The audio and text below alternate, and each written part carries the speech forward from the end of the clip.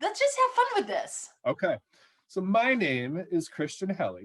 I am a professional coach, and I have burning questions that I'm dying to know from Lyssa.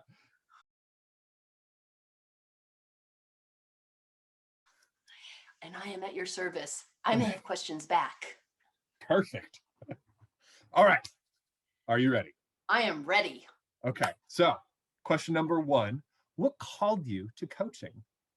That is a really complex answer to that simple question.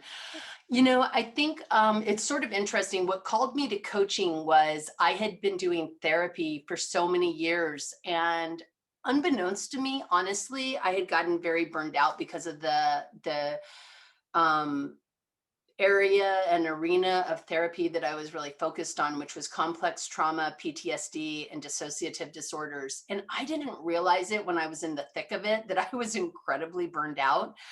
And so when I had the opportunity to move up to the Pacific Northwest with my husband, I had an opportunity to sort of rethink what I wanted to do in life. And I didn't want to throw the baby out with the bathwater because I loved working with my clients and I love neuroscience and psychology and those kinds of things and how brains work and how to help people have sustainable changes. Like I love that stuff. So then I had taken a coaching training back in 2008. And I had been incorporating elements of it in my therapeutic practice. But then in 2013, when I shut my practice down, and then at the end of the year, we moved up here to the Pacific Northwest, I really re-examined what I wanted to do in 2014. And at that point, I was like, that coaching thing, maybe I could dive a little deeper into that and just get a sense of if that was what I wanted to do. And honestly, the rest just sort of came out of taking a class at Invite Change and going, and it wasn't an easy class either because there were it was difficult for me. It was a hard class for me because I had some confidence issues that even had come up with this new identity that I wasn't comfortable in. And there were some pretty harsh folks in the class. And so I was like, do I really want to do this? I'm not sure about this coaching thing, but I kind of pushed through that discomfort. And then I was like, the world sort of opened up with this idea. I can look at people as whole, capable, resourceful, creative. I can see ways of supporting their brains to light up and then ultimately have sustainable changes. And I was like, that is like what I am passionate about. And so at that point, it's sort of like, oh, the universe aligned and, all the stars came together. And I was like, coaching is really what I want to dive into. And so that is a long, convoluted answer to your simple question. Did you have a preconceived notion of what coaching was before you understood what coaching actually was? Oh God, that's hilarious. So my husband came to me, so backstory. I got my master's in social work in the 90s. And so I was practicing as a social worker and so social work, what I was trained in is solution focused, short-term interventions and systems theory, right? Which is roughly what coaching looks at, right? So I had the biggest, hugest bias that I didn't need to know anything about coaching because I already knew it all. So I had to kind of unwrap that a little bit. And then in 2000, and I guess it was 2006 or 7, Michael came across David Rock's program. And at that time, it was called Results Coaching, and it's since become the Neuro Leadership Program, but really looking at the neuroscience of coaching. And so he talked me into taking this coaching program, and we completed it in 2008. So that's when I finished it, but we started it in 2007. We flew to DC and took it in person and then weekly classes on the phone because the internet didn't exist. Zoom didn't exist yet. And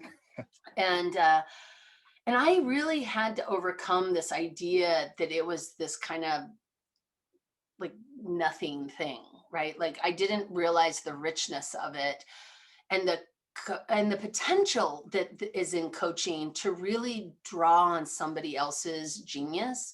so that they could really embody their own learning and to really help to anchor that so that they could then utilize that strength to move forward. And so in my therapy practice, because I was working with people with post-traumatic stress disorder, dissociative disorders, and complex trauma, there was a whole lot of tool building to get people from dysfunctional to just functional, right? In coaching, you are working hopefully with very functional people, and it's really about moving from functional to really expanding into their goals and dreams, right? Whatever that is. And so it's a different mindset completely, right? One's very medical model, one's very, we're equals, and I'm bringing my curiosity for your benefit because I know that the answers are inside of you, and if I can ask the right question, then you can have that illuminated answer come out of your own mind. And we all know we believe what we say in our heads more than we believe what other people tell us. So it was a way from a neuroscience perspective to help people light up their own brain and then create wiring to new ways of being in their own story. And so then my book Storyjacking really started to explore that. But I don't know. Did I answer that question? I think I may Oh, have gone off a absolutely. little bit there. Reel me back. Hey, this podcast might be called Rabbit Holes because Let's it's call what it it's rabbit about. holes. No, that was awesome. I really enjoyed the part about like working with their genius because it's so true. Hmm. Mm, yeah. Oh, that was like warm ramen for my soul. You know what's so funny too, as you even as you reminded me, I just said that, and then you said it again. It's so funny. I was in a conversation yesterday on Clubhouse, of all things, as we were talking about a little bit ago. But I was in this conversation, and it was around like how we tell our stories to our clients, and what is the value of that, and how it may build, like I'm being vulnerable and honest and truthful with you as I tell you my story. But then there's also the kind of implicit, this is how you're supposed to do it, that comes along with the story. Like, here's my success story. And, and I can't tell you how many coaches I've heard say something along this thread. If you want what I have, do what I do. Right. And What? well, you do hear that. Like when you're looking at, do you want to be a millionaire? If you follow this Oh, yeah. prescribed way of doing it, then you too can have 6 figures, 8 figures, 9 figures, a billion figures, right? Like you Yeah. can be a millionaire like me if you do what I do. And that's a really interesting thing, which doesn't take into consideration you and I have different experiences that have formed us. We have different biases about ourselves as well as the world. We have our own narratives about what we are or are not capable of. And to assume that I can tell you what you need to do, for me, that is such hubris. Right? It's such hubris. And so instead of being in that space of being curious with the client about what is important to them and what they want to, where they want to go, and what's between what's important to them and where they want to go, that we need to kind of unpack so that they can easily step into the place they want to be, is I think far more like for sustainable change. I think it's far more important. Yeah. Oh, testify. Oh, Yeah. yeah. Oh, all right. Okay. Let's see.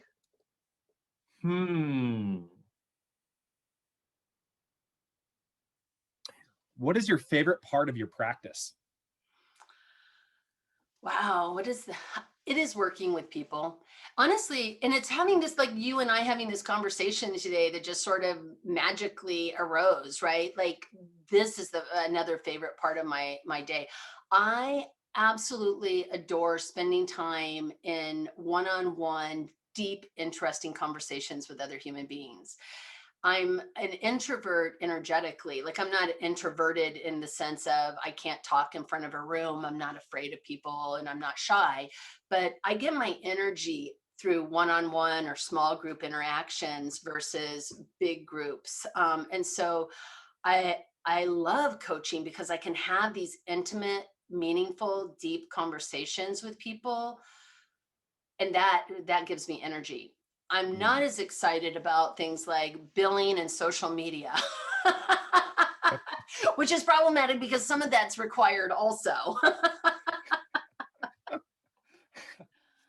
Oh, I think you actually answered one of the future questions. Um, what's your favorite part about being a client? That is a really good question. So I have a mentor coach, and I did get coaching supervision, because even though I have my MCC, I don't see that as like a end goal, right? I see that much more as a mile marker on a journey that I see going until the rest of my life, honestly. And so I love that opportunity to explore the biases that get triggered for me, or places where I've gotten hooked, or where I got hooked and I wanted to share my story. Maybe I was able to, kind of reel myself back in, or not. Like, what got me hooked to share that with that client and derail them from where they were going with something, versus just holding the space and being curious. Like, I love that stuff. And so in my own, with my coach and with my coach supervisor, those are the kinds of conversations that I'm having. I also, when I first came into coaching again in 2014, my mother was living with us, and my mother-in-law moved in with us. And then my mother-in-law was promptly diagnosed with end-stage pancreatic cancer. So we went through end of life together, and in our home on top of it all. So it was like, and they were vastly different. One was very evangelical Baptist, and the other one was sort of a hippie. And so we had these, like, it was a really interesting experience to live in, I can promise you. But I was getting very regular coaching because I was taking the coaching program through Invite Change, and I was getting lots of coaching from my peers and from, people on the Invite Change staff, as things were coming up. And it was so useful to have this place where I could really muddle through, so that I didn't show up as an asshole with the people living in my home because I was frustrated or irritated or exhausted or scared or overwhelmed, right? Like all of those feelings. And then on top of it, right, I had left this practice of therapy where I felt really confident, and I was coming into this room of coaches and I felt very not confident. So there was also this confidence issue that was really riding below the surface of my narrative about my value and how good I was, and whether or not it was all bullshit that I'd been good before. Like it was all tangled in all of this stuff going on. And so I would say coaching really supported me to continue to uncover these gremlins that I was wrestling with, and to really create clarity about the direction that I wanted to go, and to find my path back to feeling confident in my own skill set. So I'm not just a coach, I'm a client. And I believe deeply in the power of having that thought partnership with another human being to explore my own life experience and make meaning that is useful, that helps to move me forward. Oh, nice. Ah, whew. Man, the way that you have been unpacking is just like, "Puh." Oh I'm a good yeah. client. I do my work. Boom. That's awesome. Let's see. Ah, what will you have manifested slash grown in your life, and what will I answer? Ask that weird. What will life be like essentially on December 31st, 2021? Well, that's a loaded question, because I think at the last, if 2020 has proven anything, it is that I sit firmly in the I don't know. So if we're talking about the world, I don't know. But if you're talking about my internal landscape, I will have continued to work on the things that I need to be working on, like showing up, demonstrating my values. So if I have an integrity issue around something, that I own it, or that I'm having conversations. Like I even just had a hard conversation this morning with somebody where they had said something in another conversation and we were looking at maybe doing some work together. And I was like, I need clarity around what that means before we even move forward. And just how courageously that person was willing to be in a difficult conversation with me, and our ability to move through it with integrity and treating each other both with respect, even though there are some places where we have some differences. That for me is that movement towards less suffering and more joy, appreciation, and gratitude for the relationships that I have, and the people that I surround myself with. So on December 31st, 2021, I'll be celebrating that I have a circle that I adore. It sounds like you would also be celebrating building and strengthening your character too.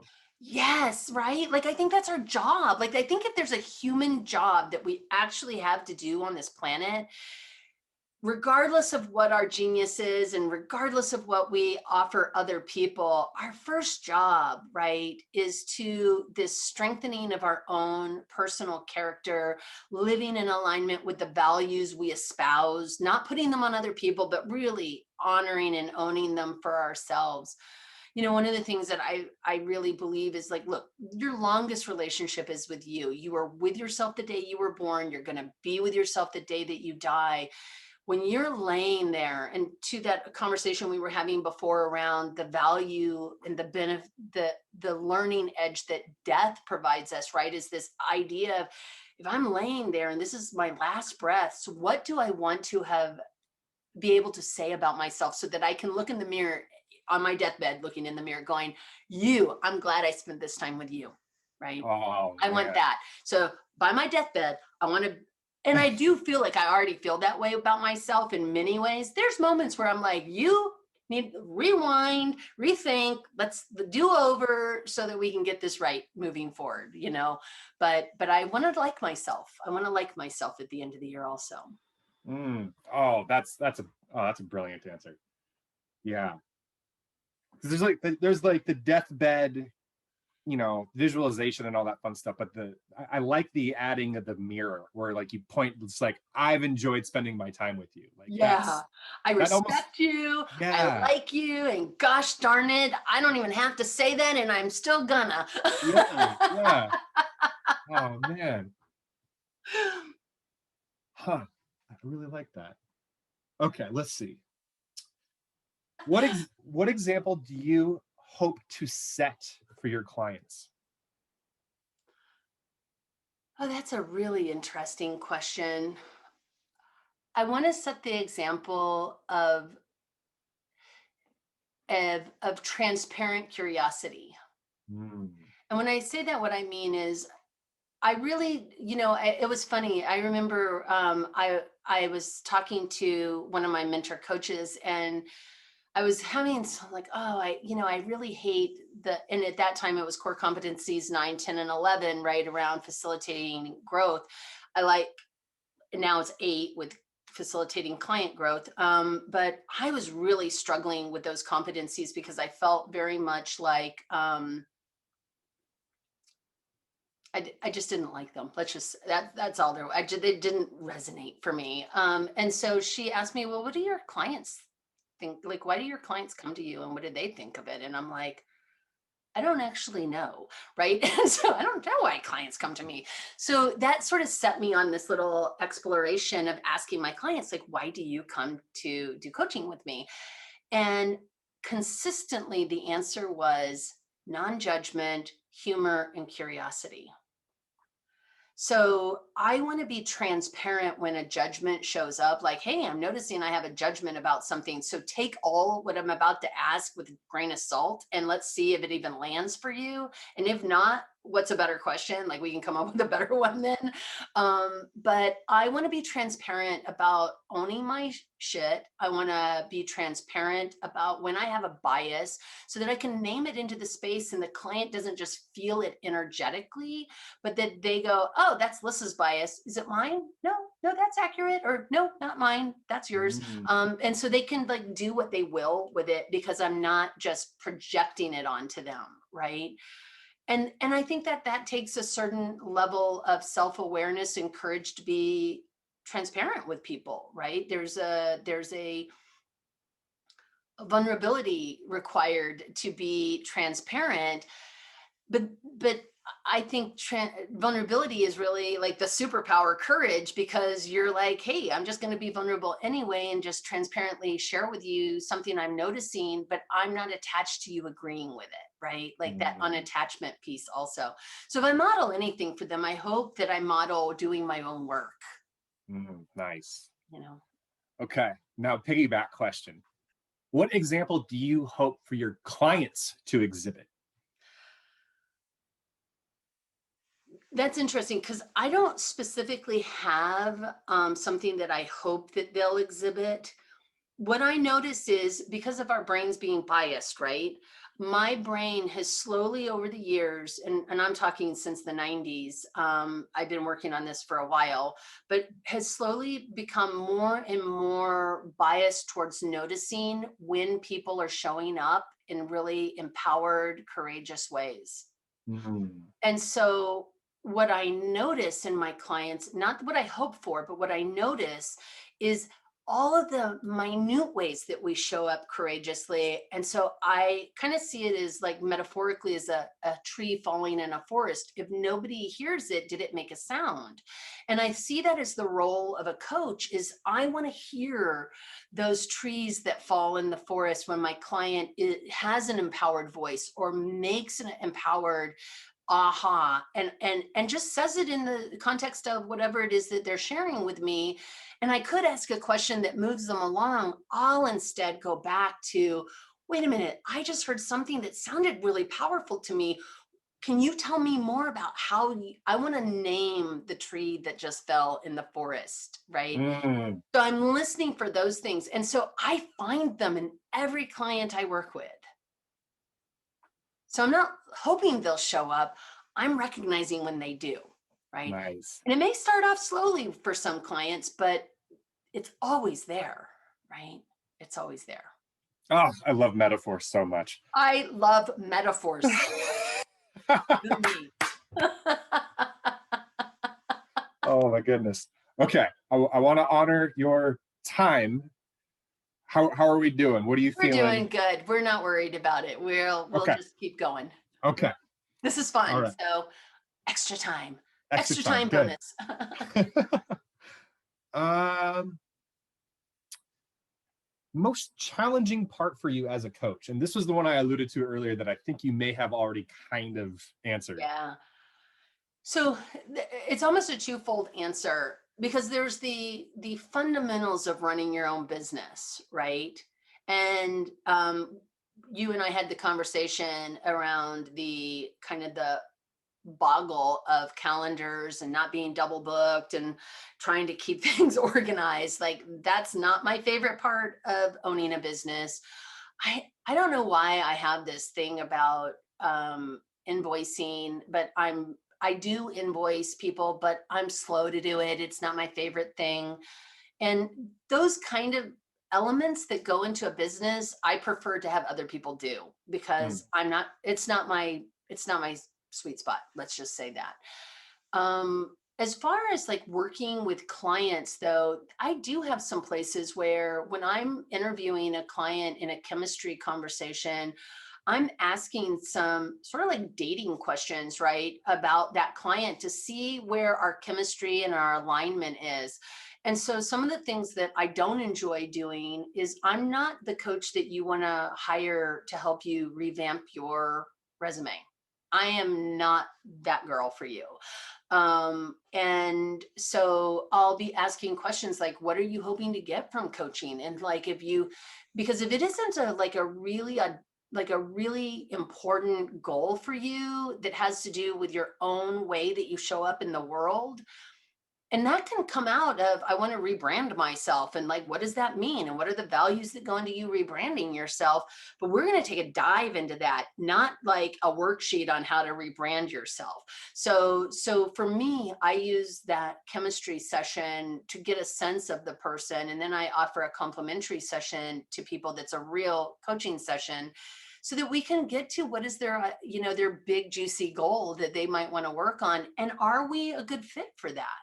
Because there are some things that if I took that client on as a client, I'm going to be like, Yeah. right? And they're not going to get the benefit, but there's the financial transaction, and I'm not going to feel good about that either, because I don't feel good about taking people's money if I don't feel like I'm like, if it's not a good fit, right? Like Right, that's right. not a good place for me. So those are kind of the twofold. Like on a business level, there's some fundamentals of running a business, and then on a client level, working with people that we're not resonating, for Right. lack of a better word. Essentially, you're looking for you showing up 100% and them showing up 100%. Yeah. And I honestly, it's so funny. I just did a video about this, and I'm going to get it up later, but this is the way I see it. I'm looking for mermaids. And what I mean by, and it could be mermen, I don't care. It's a non-gender mermaid thing. But I love clients who can swim against the current for themselves, who are not afraid of dark, deep waters, are not afraid of currents, not afraid to explore outside the comfort zone, right? Like I'm looking for a mermaid kind of client. They're my favorite kind of clients. And I can typically tell pretty quickly in a conversation whether that person is a mermaid or not. And when they're not a mermaid, there's nothing wrong with not being a mermaid. Like there are a billion not mermaids out there that are perfectly wonderful human beings. Just they're not a good fit for me, because I'm a mermaid, and I'm gonna want to dive below the surface. And if all we were looking at it on the iceberg is actions and results, like if this is the direction of the coaching, I'm not the right coach for them. I'm gonna want to go below the waterline. I'm gonna want to look at the stories and the biases and beliefs and the things that are getting in the way of them showing up fully the way they want to. So, mermaids. I don't know why. When you said mermaids, it made me think like, how can you tell the difference between a male and a female unicorn? And I'm like, what the hell are you talking about in my mind? Well, I think there's a lot more a lot more mermaids than unicorns, because those seem to be pretty, there's just a few unicorns. But I think there's a lot more mer people out there. And I don't know how you tell the difference, although I think I do on the unicorn thing, but that's a whole different conversation. Oh my goodness. So I just realized that I actually have an 11 o'clock that I have to honor. Cool. Well, this was so much fun. Thank you for asking me those questions, Kristian. Absolutely. I have more too, if you want to make this a part 2. Yeah, we could do a part 2, do it later. Maybe set up something for next week. Perfect. Thank you so much for asking the question.